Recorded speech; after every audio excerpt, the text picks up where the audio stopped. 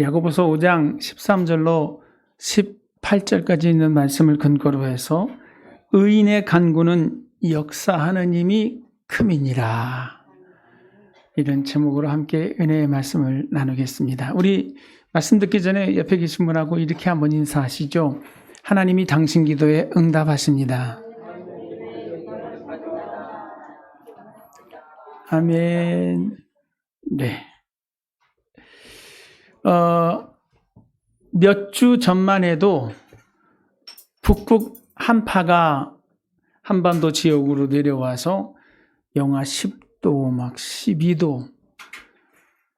우리 고영일 성도님이 장사를 하시는데 그래요. 밤에 길거리 사람이 없어요. 해만 지면 너무 추우니까 길거리에 사람이 없어서 장사가 안 된대. 그러던 게 엊그제 같은데 오늘이 입춘입니다. 그죠? 예. 봄의 시작, 알리는 입춘날, 오늘 하나님을 예배하는 저와 여러분에게 주님의 은혜와 복이 넘치시기를 주님의 이름으로 다시 한번 축복합니다. 아멘. 그런데 참 우리 대한민국은 좋은 것 같아요. 봄입니다, 이렇게 인사를 하면서도 또 이번 주말 때는 뭐라고 인사해야 돼요? 새해 복 많이 받으세요. 신정과 구정이 나눠져서 이제 새해를 맞이하는 새로운 마음으로 또 인사를 해야 됩니다. 세뱃돈 준비들 많이 하셨나요?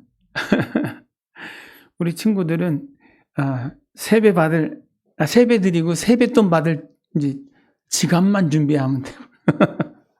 우리 어머님들은 참 명절 증후군이 생긴다고 할 정도로 그게 하는 것도 없지만 정신적인 스트레스로 다가오는 그런 날이기도 합니다.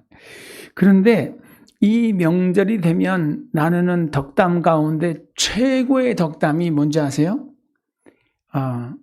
새해 복 많이 받으세요. 복을 많이 받으세요. 이렇게 하는. 근데 몇 년 전, 벌써 꽤 오래된 것 같아요. 어떤 연예인이 나와서 뭐라고 인사했죠? 여러분, 부자 되세요. 정말 그 CF가 엄청 선풍적이었어요. 왜요? 모두가 원하는 게 뭐예요? 부자 되는 거거든. 아주 복 받으세요. 거기에 다 녹아 있는 거지만 부자 되세요 라고 하는 이 말에 다 함축하고 있어서 참 그 말이 모두의 선망의 말이었고, 또 그렇게 되어지길 소원하는, 또 그렇게 부자 되라고 하는 말로 덕담을 이어가고 있는 것이 오늘의 현실이라고 봅니다.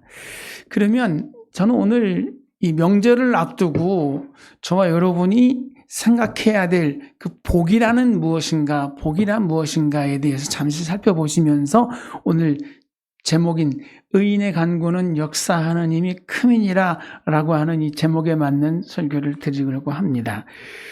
먼저 성경에 나오는 복이라는 말을 원어로 보면 바라크라고 되어 있습니다. 그 뜻은 뭐냐면 무릎을 꿇다. 아니, 복이 내용이 뭐예요? 복이 무릎을 꿇는 게 복이래요. 누구한테? 네, 하나님 앞에 무릎 꿇는 것이 복이다, 이렇게 말씀해주고 있는지 믿습니다. 야고보서를 기록한 야고보서, 그죠?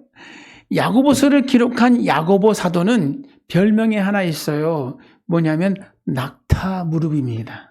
낙타 무릎. 왜 낙타 무릎이에요? 그렇게 열심히 꿇어 엎드려서 기도를 했대요. 야고보가 기도하던 마룻바닥에는요, 파일 정도로 그냥 무릎만 꿇는 게 아니라 막 몸부림을 치면서 기도를 해서 그런지 그의 무릎도 낙타 무릎이 됐고, 그가 무릎을 꿇었던 그 마룻바닥도 푹 파였다는 거예요. 오늘 그 야고보 사도가 야고보서를 기록하면 마지막 부분에서, 즉 결론적인 부분에서 기도를 강조하고 있습니다. 여러분, 우리가 하나님 앞에 기도할 수 있다는 것, 이게 진짜 복입니다. 다른 많은 복을 받을 수 있지만 정말 그 모든 복의 시작은 하나님 앞에 무릎 꿇는 것부터 시작된다고. 본인 스스로 낙타 무릎이 될 정도로 하나님 앞에 무릎을 꿇었고, 그렇게 성도의 본을 보였던 야고보가 야고보서를 통해서 기도는 이런 겁니다. 그래서 기도해야 됩니다. 라고 하는 말씀을 해 주시고 계시는 거예요. 13절의 말씀을 보면 너희 중에 고난당하는 자가 있느냐? 그는 기도할 것이요. 즐거워하는 자가 있느냐? 그는 찬송할지니라.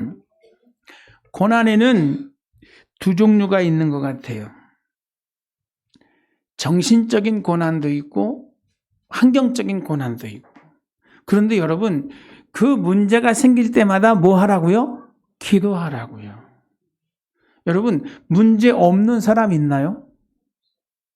문제 없는 사람은 없습니다. 어디 가면 문제 없는 사람 볼 수 있냐면 공동묘지 가면 조용합니다. 거기서는 아무 문제가 없습니다. 그죠? 죽어서 그래요.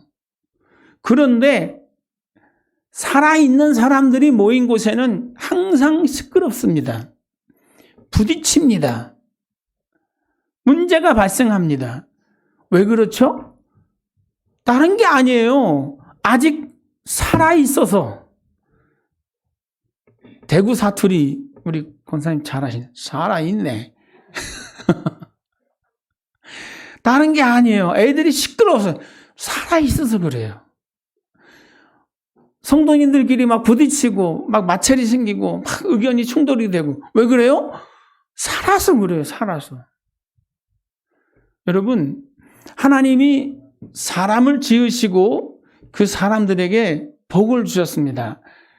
하나님이 만드신 이 동산에서 생육하고 번성하여 땅에 충만하고 하나님이 준비해 준 이 모든 것을 다스리고 정복하면서 살아라. 이렇게 말씀을 해 주셨어요. 그러나 인생은 그 복을 누리지 못하지요. 왜요? 하나님이 금하신 나무 열매를 따먹으면서부터 하나님과의 관계가 깨어지고 인생 자체가 다 얽히고 설킨 꼬인 인생이 돼버렸어요. 그때부터 인생은 뭐 하는 거예요? 문제 속에서 사는 겁니다. 문제 속에서. 그런데 그 고난당하고 있는 그 영혼들을 향해서 야고보 사도는 뭐라고 말씀하세요? 기도하라. 고난당하는 자가 있느냐? 기도하라. 아멘. 여러분, 기도하면 하나님이 그 문제 풀어주시는 줄 믿습니다. 그것 가지고 고민하지 말고, 그것 가지고 힘들어하지 말고, 뭐 하라고요? 그 문제 가지고 하나님 앞에 나와서 기도하라고 말씀해 주시는 줄 믿습니다. 아멘. 그게 영적인 문제이건 육적인 문제이건 어떠한 문제든 간에 그것이 여러분에게 고통이라고 하면, 그게 고난이라고 하면 하나님 앞에 나와서 기도로 아뢰이고 맡기시기를 바랍니다. 마태복음 11장에 뭐라고 그랬어요? 그 수고하고 무거운 짐 다 내게로 가지고 와라. 그죠? 내가 너희를 쉬게 하리라. 그 짐을 지지 말고 내게 가지고 나와서 나한테 맡겨. 어떻게 맡기죠? 다른 방법이 없어요. 기도하는 것밖에 없어요. 하나님, 우리 아들 하고 기도했잖아요. 그러면 기도하고 맡겼으면 그 다음부터는 염려하지 마세요. 구한 것은 받은 줄로 믿으라. 하나님이 하실 줄 믿습니다. 아멘. 사업 문제 놓고 기도했어도 마찬가지예요. 그것 가지고 고민할 수 있었지만 고민하지 않는 게 뭐예요? 내가 그 내용을 다 하나님께 아뢰었으면 그 다음부터는 뭐예요? 하나님을 믿고 신뢰하면서 더 이상 염려, 근심, 걱정하지 마시기를 바랍니다. 이 너희 믿음이 겨자씨만큼만 있어도 이 산을 들어 저 바다에 들어가라. 그렇게 명령하고 의심치 아니하면 그대로 된다 그러죠. 여러분, 그렇게 기도하시고 의심하시나요? 안 하시나요? 여러분 그렇게 하나님께 맡겨드리고 나서 여러분 의심하나요? 안 하나요? 의심 안 하니까 아무 일도 없죠? 아니에요. 맡기질 않는 거예요. 기도의 보따리를 다 풀어놓고 남편 문제, 자식 문제, 물질 문제, 사업 문제 다 풀어서 맡겨드려야 되는데 기도 끝나면 어떻게 되죠? 주섬주섬 싸가지고 다시 가지고 나가면서 또 걱정하잖아요. 그죠? 그거 여러분 주님과 함께 대화만 하지 말고 기도로 딱 진짜 맡겨버리시고 이제 기도했으니까 하나님이 하실 거야. 이제 기도했으니까 하나님이 책임지실 거야. 이런 약간 좀 담대함이 있었으면 좋겠어요. 그러한 확신이 있었으면 좋겠어요. 너무 죄송하잖아요. 하나님께 다 맡겨드리고 내가 해야 되는 건데 다 하나님께 하라고 맡겨드리면 좀 죄송하잖아요. 뻔뻔하지 않나요? 여러분 좀 송구한 말씀이지만 하나님 앞에서는 좀 뻔뻔해도 돼요. 왜요? 그분이 우리 아버지시거든요. 그분이 우리 하나님이시거든요. 내가 어른이 아니라 내가 부모가 아니라 그분 앞에서는 나는 여전히 연약한 영혼입니다. 그분의 은혜와 그 자비하심을 힘입어야 하나님 앞에 설 수 있는 나는 지극히 작은 자입니다. 그래서 하나님 앞에 울면서 맡겨드려야 되는 거고요. 하나님을 믿고 신뢰하면서 맡겨드려야 되는 거예요. 그리고 그분이 좋은 일들로 응답하실 것이라는 그 믿음과 확신 가운데 또 하나님을 찬양하고 예배하는 이런 은혜가 여러분에게 있었으면 참 좋겠어요. 어른답게 내가 의젓하게 내 일은 내가 해야지 착각하지 마세요. 여러분은 하나님 앞에서 정말 보잘것없는 인생입니다. 여호와 하나님의 도우심이 없이는 여러분 존재할 수 없는 존재라는 사실 기억하면서 그걸 인정하시면서 하나님께 맡겨드리세요. 아멘. 여러분을 힘들게 하는 그 수고하고 무거운 짐 가지고 나와서 맡겼으면 그 다음부터는 절대 의심하지 마세요. 염려가 들면은 어떻게 해요? 대적하세요. 예수 이름으로 명하노니 물러갈지어다. 하나님께 맡겼어. 하나님이 하실 거야. 나는 그렇게 믿어. 스스로 나를 다짐하면서 하나님 앞에 그렇게 기도하고 그런 의심을 조장하는 악한 불신의 영들을 대적하시기를 바랍니다. 아멘. 너희 믿음대로 될지어다 그랬어요. 우리 마음을 지키시면서 그 마음을 가지고 하나님 앞에 나아가셔서 응답받는 저와 여러분 다 되시기를 주님의 이름으로 부탁을 드립니다. 아멘. 또 이런 사람이 있어요. 즐거워하는 자 있느냐? 그는 뭐 할 것이래요? 찬양할지어다. 아멘. 여기서 즐거워하는 자, 엔조이하는 그런 즐거움이 아니라 만족하는 자. 이 정도면 됐어. 만족이 돼, 삶에. 만족이 되면 뭐가 안 되는지 아세요? 기도가 안 돼요. 뭐라고 말하냐면, 목사님, 나 요즘 기도할 게 없어요. 기도할 일이 없어요. 너무너무 편안해요. 여러분, 선줄로 생각하십니까? 넘어질까 조심하십시오. 우리는 정말 연약한 존재입니다. 누가 그렇게 만들어요? 마귀가 그렇게 만들어요. 혹시 너무 잘 돼서 교회 갈 시간이 없고, 너무 잘 돼서 기도할 시간이 없다. 이건 복일까요? 저주일까요? 장사가 너무 잘 돼. 그래서 교회 갈 시간이 없어요. 너무너무 돈이 잘 들어와서 기도할 시간이 없어. 복일까요? 저주일까요? 저주라고요? 여러분, 이건 복이 아니에요. 복이 뭐라고요? 하나님 앞에 무릎 꿇는 게 복입니다.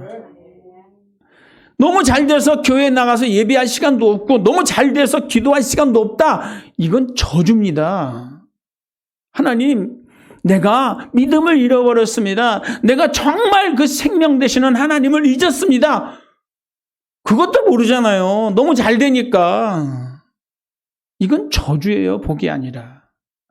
그래서 야고보 사도는 뭐라 그래요? 즐거운 자가 있습니까? 만족이 되십니까? 기도하세요. 어떻게?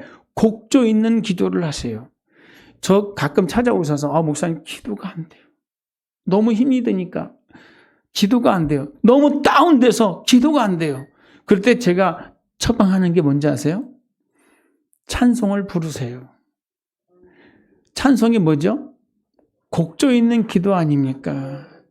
주님의 그 십자가를 생각하면서 보혈 찬송을 부르세요.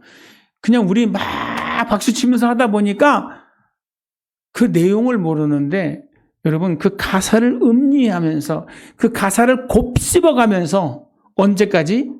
내 가슴이 뜨거워질 때까지 찬양해 보세요. 그 뭔가 막혀있던 게 뻥 뚫어지는 것 같은 그런 마음 속에서 기도가 터져 나옵니다. 아멘. 여러분 아무리 잘 돼도요. 너무너무 잘 돼서 내가 기도할 수 없고 너무너무 잘 돼서 만족이 돼서 하나님 없어도 될 것 같다. 그건 복이 아니라 저주입니다. 우리가 하나님 없이 되는 영혼인가요? 아니거든요.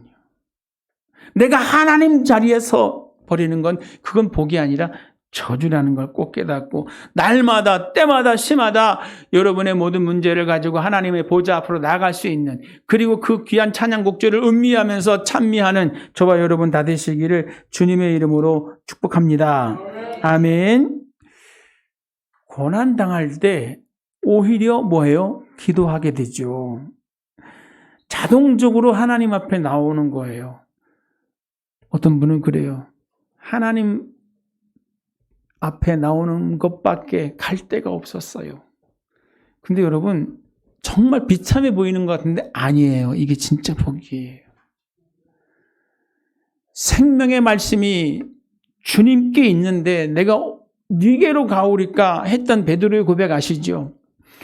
여러분 이 귀한 자리가 이 성전이 내가 사는 길이고 이 성전 안에 이 예배의 자리 안에 하나님의 그 생명의 생수가 넘치고 있는 줄 믿으시기 바랍니다. 아멘. 그 다음에 또 14절에 이랬어요. 너희 중에 병든 자가 있느냐? 그는 교회의 장로들을 청할 것이요 그들은 주의 이름으로 기름을 바르고 그를 위하여 기도할지니라. 교회가 뭐 하는 곳이에요? 기도하는 곳이에요. 병든 분이 있습니까? 위에서 기도해 주시기 바랍니다. 여기에 기록된 장로는 우리 현대교회의 장로가 아니라 말씀 장로를 의미합니다. 교회를 치리하는 장로를 의미합니다. 어떤 사람들을 그렇게 말했냐? 사도들을 그렇게 지칭했습니다. 그래서 병든 분 있습니까? 교회에 나오셔서 장로들에게 기도받으세요. 그리고 그분들과 함께 죄를 회개하면서 하나님 앞에 구할 때 하나님이 역사해 주실 것입니다. 아멘. 우리 교회는 예배 때에 환자들을 위해서 기도하고 문제 있는 분들을 위해서 기도하잖아요. 여러분 또 문제가 있으시면 저한테 개인적으로 오셔서 이런 문제가 있고 이런 아픔이 있고 이런 제목이 있습니다. 기도해 주세요 요청하잖아요. 근데 저는 혼자 기도 안 하고 곁에 있는 집사님이나 권사님도 불러서 우리 기도합시다. 믿음이 손을 같이 얹으시면서 우리 합심해서 기도하잖아요. 이게 교회 안의 전통이고 그렇게 기도하는 아름다운 덕을 우리 교회가 이어가야 될 줄 믿습니다.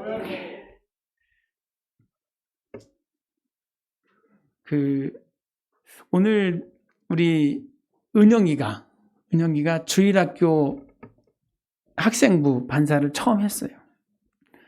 지난주하고 지지난주하고 제가 같이 하면서 이렇게 해라. 오늘 이제 제가 들어가서 내가 보는 앞에서 한번 해봐. 자기 준비했는데 안 된대. 못한대. 계속 이러시면 저 못합니다. 나가주세요. 그래서 이 가르친다는 거 뭔가 성경을 준비해서 내가 준비한 그 지식을 전달하는 거 참 중요하죠. 근데 진짜 중요한 건 뭐예요? 하나님이 나에게 맡겨준 그 영혼을 위해서 기도하는 거예요.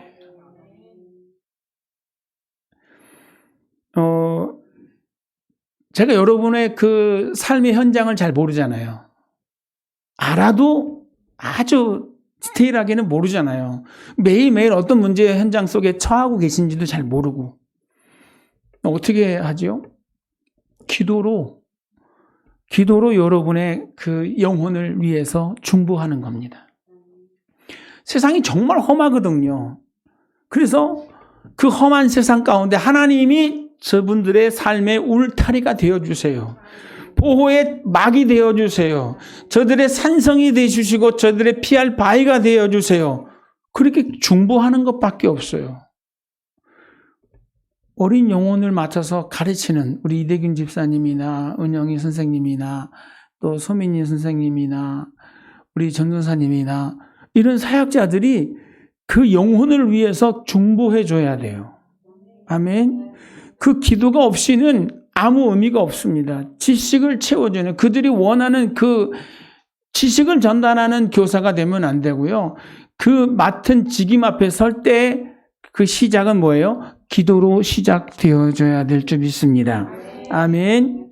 우리가 양떼를 위해서 걱정합니다.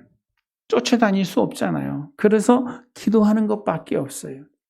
성령이 운행하시고 성령의 그 영혼을 붙잡아 달라고 기도해 주는 거예요.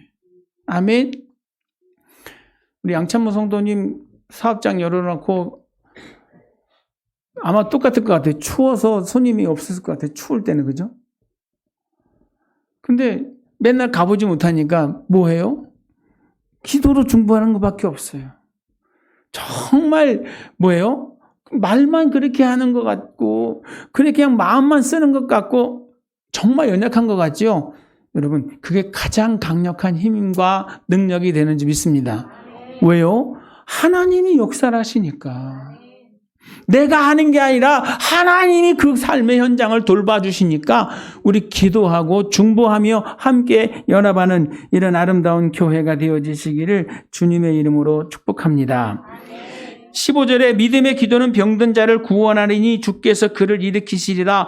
혹시 죄를 범하였을지라도 사하심을 받으리라. 그러므로 너희 죄를 서로 고백하며 병이 낫기를 위하여 서로 기도하라. 의인의 간구는 역사하는 힘이 큼이니라. 아멘. 믿음의 기도와 의인의 간구 차이가 있을까요? 같습니다. 어떻게 의인이 되죠? 우리가 생각할 때 의인, 죄 없는 사람이잖아요. 그죠? 어떻게 죄 없는 사람이 될 수 있을까요? 죄와 상관이 없는 사람이 될 수 있을까요? 그런 사람의 기도는 역사하는 힘이 크대요. 어떻게? 누가 의인인 거죠? 성경의 말씀을 보면 여러분, 제가 한번 말씀을 드릴게요. 이분은 의인인가요? 죄인인가요? 한번 딱 생각해 보세요. 아브라함의 조카 룻. 룻은 죄인 반열에 섰나요? 의인 반열에 섰나요? 네? 잘 모르세요? 아브라함 조카 룻이 어떤 사람인지? 삼촌 저쪽으로 가시면 내가 먼저, 삼촌보다 내가 먼저 소돔 땅으로 가겠습니다. 거기는 뭐 같아요? 애굽 땅처럼 초지가 쫙 펼쳐져 있으니 양떼 먹이기가 좋을 것 같아서 거기로 가잖아요. 그죠? 삼촌은 버리고 그랬다가 소돔화가 되죠. 소돔화가. 전쟁이 나서 정말 알거지 됐는데 또 삼촌이 구해주죠. 그리고 나서 그 소돔성을 멸망할 때 하나님께서 아브라함의 집에 먼저 들러서 그 소돔의 그 악행에 대해서 말하고 그 성을 심판하러 간다. 그럴 때 아브라함이 거기 있는 누구를 생각하면서 롯을 생각하면서 거기 의인이 50명이 있는데 그 50명의 의인도 그 소돔성과 함께 멸망시키시렵니까? 아유, 50명만 있으면 내가 멸망도 안 시키지. 50명도 없는 거잖아요. 아이고, 40명, 30명, 20명. 나중에 10명. 롯과 아내와 두 딸, 그 다음에 사위 둘. 그러면 몇 명이죠? 6명이잖아요. 그러면 사돈 하면은 그래도 최소한 그 집에서 길 이우는 종들도 있을 텐데 10명은 되지 않을까 하고 구하는데 10명이 돼야 안 돼요? 안 되잖아요. 그래서 소돔을 멸하러 가는 주님의 천사들을 잡지 못해요. 그리고 났는데도 어때요? 아브라함은 끊임없이 그 기도를 놓지 아니하고 끊임없이 기도하고 메어 달리는 거예요. 그 성에 도착했을 때 천사들이 어떤 수모를 당합니까? 그 소돔 땅에 있는 사람들이 오늘 너희 집에 온 사람을 내놔라. 우리가 그들과 상관하리라. 상관이라는 건 성적 행위를 말해요. 소돔 땅이 그 정도였었어요. 그러니까 그 말을 듣고 롯이 뭐라 그러죠? 내 집에는 결혼하지 않는 처녀 딸 둘이 있으니 손님들은 내비를 두고 이 두 딸과 함께 상관하라 이렇게 해요. 이게 뭐 하는 내용입니까? 그죠? 성경에 이런 얘기가 있어요.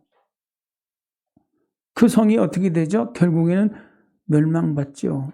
그런데 아브라함을 기억하시고 아브라함의 그 간절한 기도를 기억하시면서 롯을 멸망시키지 않습니다. 롯과 아내와 두 딸을 데리고 나가게 하시죠. 근데 가다가 뒤를 돌아보지 말고 바로 도망가라고 했는데 누가 돌아보죠? 네, 아내가 돌아보다 소금기둥이 되죠. 누구만 남았어요? 롯과 두 딸만 남았어요. 그 두 딸이 아버지와 함께 어떡합니까? 자식을 낳았잖아요. 그 자식이 뭐예요? 모압과 암몬입니다. 이스라엘 역사 속에 가장 가시 같은 삼키지도 못하고 뱉지도 못하고 목에 걸린 가시 같은 그런 고통스러운 관계가 그 관계예요. 자, 이 롯이 죄인입니까? 의인입니까? 네? 그냥 뭐 정답 말씀 안 하셔도 돼요. 여러분 생각할 때 롯이 의인입니까? 죄인 같아요? 의인 같아요? 죄인 같아요? 네? 죄인 같죠? 집사님. 죄인 같죠? 집사님. 모르겠어요? 뭔가 함정이 있는 거야, 이거. 베드로전서 2장 6절로 8절 말씀을 제가 읽어드리면 베드로의 시선입니다. 성령이 베드로를 통해서 하시는 말씀입니다. 그러니까 베드로의 시선이 아니라 성령이 베드로를 통해서 주시는 시선이에요. 뭐라고 하냐면 소돔과 고모라 성을 멸망하기로 정하여 제가 되게 하사 후세에 경건하지 아니한 자들에게 본을 삼으셨으며, 그죠? 소돔과 고모라 성을 멸망시켜서 후세에 본이 되게 하는 거예요. 이렇게 하면 너희 끝나, 너희 큰 벌 받아, 이렇게 하는 거예요. 무법한 자들의 음란한 행실로 말미암아 고통당하는 의로운 롯을 건지셨으니, 롯이 어땠대요? 의롭대잖아요. 그 소돔성의 그 사람들의 그 음란한 행실에 고통을 받았대요, 롯이. 그러니까 우리는 이 고정관념이 있는 거예요. 그죠? 롯도 똑같은 거예요. 근데 아니었어. 하나님 보실 때 롯은 어땠어요? 네. 이러면 안 되는데 하면서 고통 가운데 기도했다는 거죠. 근데 그 행실을 보면 너무나도 그죠. 두 딸 하나 제대로 교육 못 시키고 같이 사는 아내 하나 마음 못 잡아주고 다 망한 거 아니에요. 그죠? 결국은 자기도 그렇게 그죠? 제된 길에 설 수밖에 없던 그 모습인데 하나님은 그를 의롭다 인정을 해주셨어요. 행위로가 아니라는 거예요. 행위가 아니라는 거예요. 우리가 구원받아서 하나님의 자녀 됐죠. 그죠? 하나님의 자녀가 되었어요. 그럼 우리는 죄인인가요? 의인인가요? 우리는 의인입니다. 나 오늘 아침에도 한바탕 하고 왔는데 그래도 의인입니다. 예수 그리스도의 십자가의 공로를 힘입어서 하나님의 보좌 앞에 담대히 나갈 수 있는 의롭다 하심을 얻는 거예요. 이 의는 내가 어떤 무엇을 행해서 얻는 의가 아니라 하나님의 자녀, 즉 하나님께서 예수 그리스도를 통해서 이루신 그 은총을 믿음으로 말미암아 저와 여러분에게 주시는 하나님의 뭐예요? 선물입니다. 아멘. 그래서 부족하고 못났어요. 버림을 받아 마땅합니다. 그럼에도 불구하고 예수 그리스도의 십자가의 의를 힘입어서 하나님 앞에 기도할 수 있어요. 주님이 나의 죄를 사하셨습니다. 못난 나를 하나님의 자녀로 삼아주셨습니다. 자식이 기도하는 거예요. 그래서 그 의인의 기도는 역사하는 힘이 큽니다. 너희가 악한 자라도 자식이 떡을 달라 하는데 돌을 줄 자가 있겠느냐. 그죠? 악한 자라도 자식에게는 좋은 것 주는데 하물며 하늘에 계신 천부께서 구하는 너희에게 좋은 것 주시지 않겠느냐. 여러분, 우리가 하나님 앞에 나아가서 기도할 때 하나님은 우리의 기도를 다 귀 기울여 들으시고 그 기도에 부합한 내용으로 응답하실 것을 믿으시기 바랍니다. 아멘. 내가 원하는 대로 하시는 하나님은 아니세요. 그렇지만 뭐 하세요? 가르치고 지도하시고 우리를 온전케 이끌어 주시는 하나님이실 줄 믿습니다. 그죠? 애들이 무슨 얘기를 해도 부모님은 다 듣습니다. 다 듣는데 다 그래 오냐 이러나요? 아니죠. 분명히 그래 조금 기다려라 해줄게. 그건 안 돼. 그죠? 그게 다 응답이에요. 아이들의 그 내용에 부모는 다 답을 합니다. 하나님도 똑같아요. 의인의 간구는 역사하는 힘이 큽니다. 아멘. 그러면서 이어서 누굴 얘기를 하죠? 엘리야.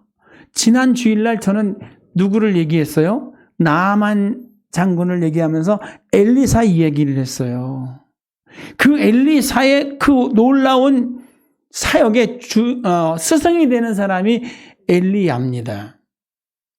그런데 엘리야가 어떻게 기도했어요? 기도한 즉 3년 6개월 동안 하늘이 닫혀서 비 한 방울 안 내렸어요. 또 다시 기도하니까 하늘이 문을 열고 비를 내리셨어요. 근데 여러분, 성경을 잘 살펴보시면 멀쩡한데 엘리야가 하나님, 이스라엘 사람들 이 행실을 보시옵소서, 이 하늘을 닫아서 이들이 살지 못하도록 비 한 방울, 이슬 한 방울 내리지 말아 주시옵소서 그렇게 기도했을까요? 엘리야가 분이 나서 그런 징벌을 이스라엘에게 내린 건가요? 열왕기상 그 7장에 보면 하나님께서 그 엘리야에게 명령을 하십니다.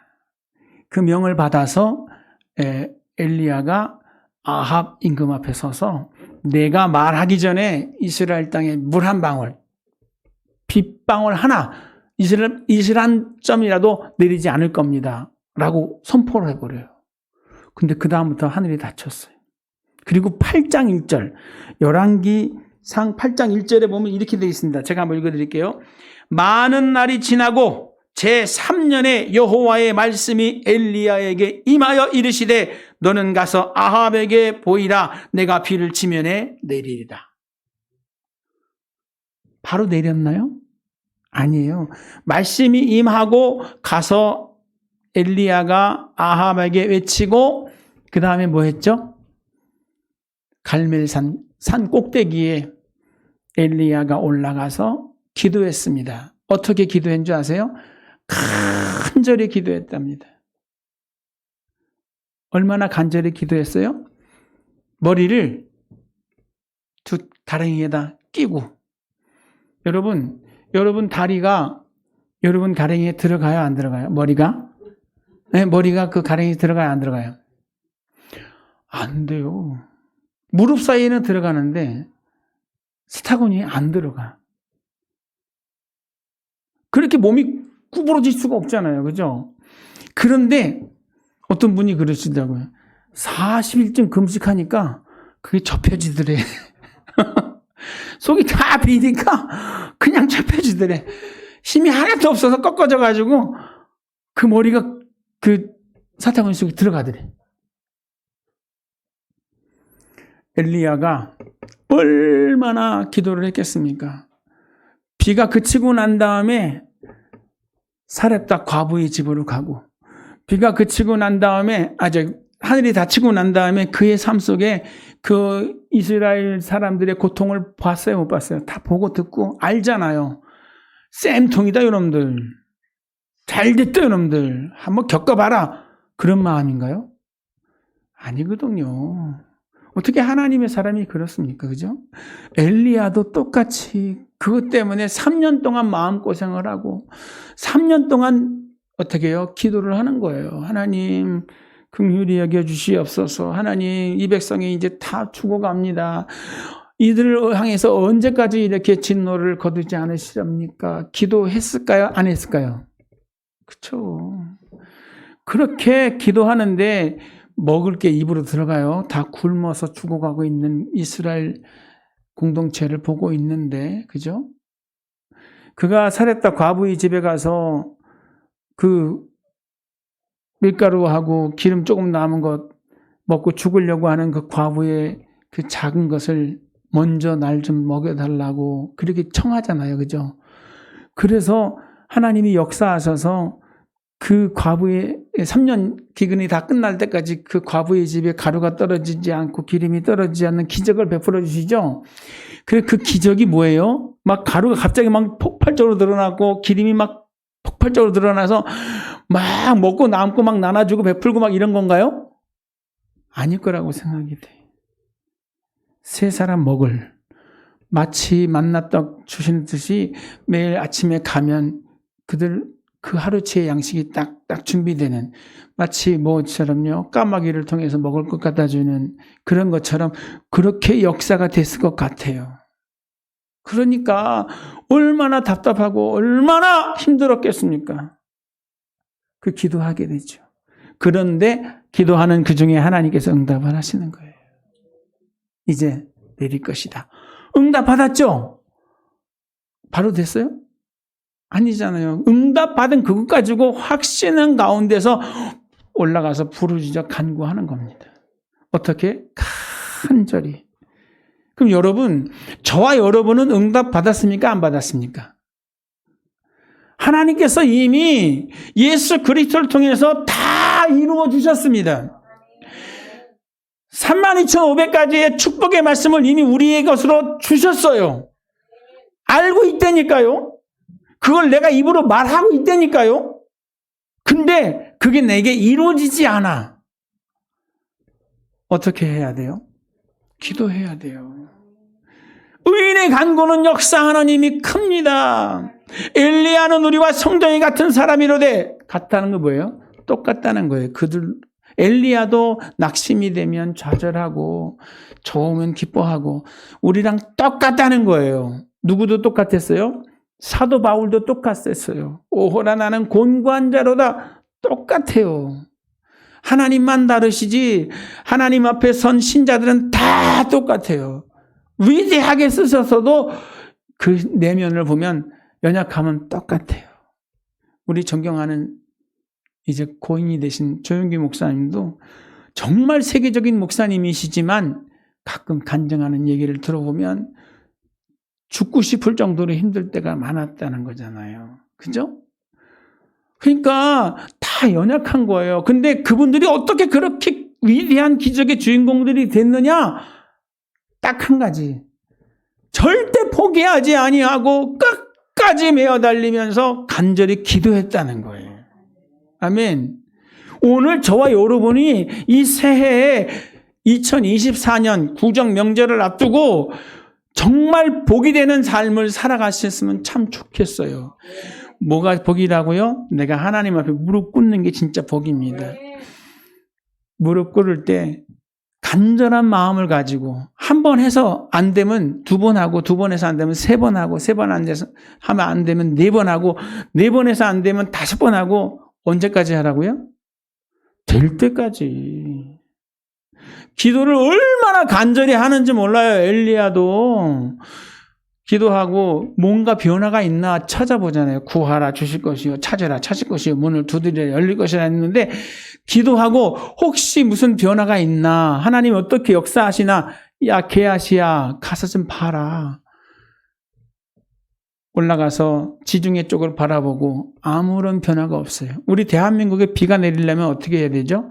서에서 구름이 떠올라야 돼요. 남쪽에서 구름이 떠올라야 돼요. 그죠? 일기도 이제 날씨 예보할 때 보면 어떻습니까? 다 그쪽에서 오잖아요. 그죠? 그리고 구름이 떠올라와서 구름이 이제 쭉 오면, 비를 먹으면 구름이 왔을 때는 비가 내리는 거고, 그죠? 아니면 뜬 구름이 와서 그냥 지나가는 거고. 근데 손바닥만한 구름 하나 없었어요. 그럼에도 불구하고 하나님이 약속하셨으니까 기도하는 거예요. 7번 기도했죠. 마지막에 손바닥만한 구름이 떠올랐습니다. 그때 그는 확신을 가지고 아합에게 뛰어가서 그렇게 말하고 먼저 앞서서 사마리아 성으로 다름질하는 겁니다. 여러분, 오늘 기도하셔야 돼요. 그게 진짜 복입니다. 이 성전이 항상 무시로 열려 있어서 들고 나는 모든 사람들이 기도의 응답을 받았으면 참 좋겠어요. 아멘. 하나님의 말씀은요, 저 하늘이 무너지고 이 땅이 꺼져도 1.1도 바뀌지 않습니다. 말씀하셨기 때문에 그대로 되는 거예요. 누가 책임지시는 거예요? 말씀하신 그분이 책임지는 거예요. 우리는 그냥 그분의 말씀을 믿고 그대로 시키는 대로 하면 되는 거예요.